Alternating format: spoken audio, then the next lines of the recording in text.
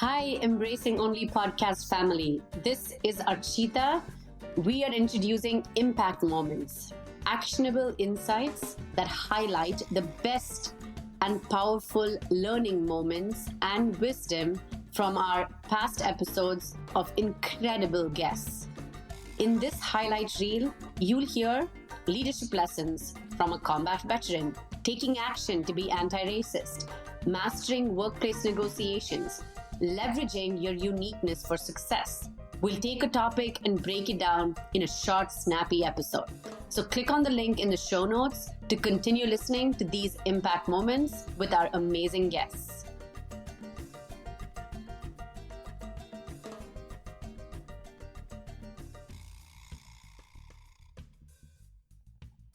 Can you tell the audience a little bit about how you earned the title whistleblower and how you feel about that label whistleblower? Is that something that you wear as a badge of honor, or is that something that kind of holds a negative connotation in your mind?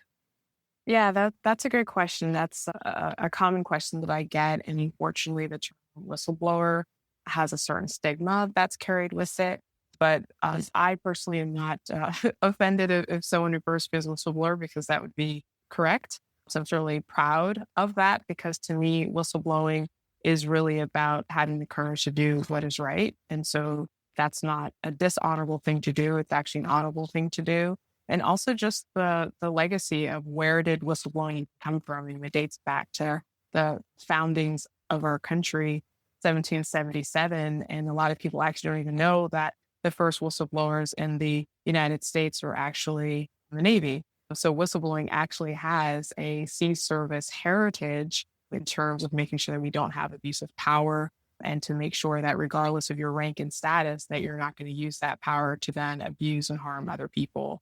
So without the protections to make sure that when people come forward, they're not going to be retaliated against, then that's how corruption continues to perpetuate. That's how harm continues to perpetuate. So I'm certainly proud that I had the stamina and the grounding and the support to do what was right. There was another label, I think truth teller is also an accurate term as well. And I've been in the Coast Guard for about 18 years. And I certainly did not join the Coast Guard to be a whistleblower. I joined the military to serve my country and to serve the American people. And beyond that, just to be a good human being and do my part to make the planet a little bit better. For me, this is just consistent with why I even wanted to serve in the first place. And I think that very few people are able to really demonstrate that level of integrity, where words do matter, actions matter, lives matter. And so I really take all of those things to heart. So for me, I'm incredibly proud.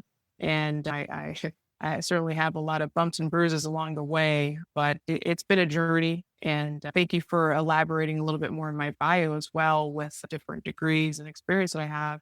And unfortunately, in whether it's in a military environment or a corporate environment, a higher education environment, sometimes your professional competencies, especially if you are of color, if you're female, LGBTQ, and so on, that can really be threatening for some organizations. And oftentimes bullying actually manifests in ways where it may not appear that it's happening on the surface, but essentially if someone is insecure and they also happen to have power, then they can exert their power through their insecurities to cause harm simply because they're uncomfortable that you have a PhD and maybe they don't, or whatever the variables are. It's multiple years of being bullied certainly has had an impact on my self-esteem, my sense of dignity, my sense of worth. So for me, speaking out to be a whistleblower was really encapsulating all of that, to really just take a stand to say, I matter, we matter, and we shouldn't shrink because someone else is uncomfortable with our PhDs or our degrees or our accolades, or just our authenticity, just our audacity to just have natural hair. So for me, it's really all just intertwined about having the audacity to be your full self. I love the way you phrase that, having the audacity to be your full self. Those are pretty powerful words. And I think as we think about all the different types of people we have in the world, I think the folks that end up in the minority, whether it's due to your gender or your sexual orientation or the color of your skin, sometimes it does feel like just to show up as your natural born self, you have to have the audacity to challenge your environment just so that you can live comfortably in your own skin. It takes a tremendous amount of strength every day to fight those battles. So let me ask you this. You have obviously taken some bold steps in the name of justice and truth. And that in and of itself must come with a fair bit of anxiety and fear. And especially in your particular circumstance, just to give the audience a little bit more information. So you observed some things in your organization that did not sit well with you, and you spoke up about it. And you kept speaking up and you kept standing up all the way to speaking in front of Congress about what was happening and what needed to change in order to better the organization so that more people could show up as their authentic selves. How did you manage that anxiety and that fear as you were going through that? Yeah, I'm not sure. I'm not sure, to be honest. So this was the sort of that specific part of the timeline we're talking about from 2014 through really present time. I think retaliation, when you're still in the organization, it never really goes away. It just evolves into more kind of social isolation and slandering of your reputation and things like that. But for me, I initially spoke up and spoke out, utilizing the organizational processes for my own survival. I couldn't breathe. And I was simply just trying to shout out to let folks know I need to breathe because I'm dying. And so for me, I think that I wasn't concerned about the anxiety because I was already experiencing so much anxiety and also depression and other things just from taking the daily pounding of the workplace abuses. And I intentionally used the word violence. And it was psychological violence that was inflicted upon me every single day. And I had to make a decision every morning when I woke up. What's today going to be like? And essentially have to mitigate or avoid this psychological violence I know is going to happen.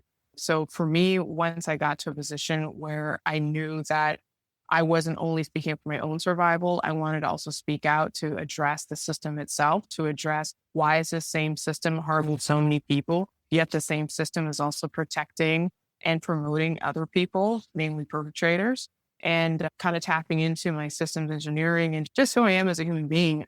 I wanted to do my part to try and break that cycle to address the root of those issues. And so for me, it wasn't really about fear anymore. And even testifying before Congress, I remember when I got the call, the request to testify, I didn't even hesitate. To me, it wasn't even anything to question or think about. I just knew in my spirit, how could I not tell this story? Because my story is not just my story. This story is also the story of my ancestors. It's also the story of my grandmother. It's a story of my siblings. It's a story of so many friends and loved ones that I know and so many people who I don't know. And I always tell people I'm lucky because I'm still here. And there's so many people who tragically have died by suicide. And so again, testifying before Congress was not a fearful thing because it was just the right thing to do. And I just was really centered on how can I do my part to help others. And if telling my story in front of 2 joint committees was going to help someone maybe save a life down the road, it was a no-brainer for me. And if I can just elaborate for a quick second, specifically on fear, I also really love this quote by Audre Lorde. And it reads like this. She says, "When I dare to be powerful, to use my strength in the service of my vision, then it becomes less and less important whether I am afraid." And that just resonates with me every single day. I honestly don't think about fear. I don't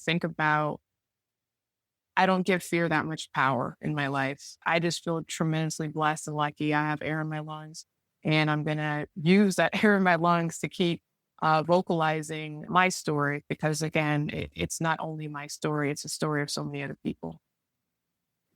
Kim, I can't express, I wish you could see me right now. All of the hair on my arms are standing up. I have chills from what you just said. And I'm going to ask you to repeat that quote again, because I think there are so many people out there today that are Yeah. paralyzed by fear and are having a hard time overcoming it. So I'm just going to take a breath and I just want you to read that quote again. Yeah, absolutely. And I don't know if I was always completely like this fearless when I was a kid, but here's the quote. It's by Audre Lorde.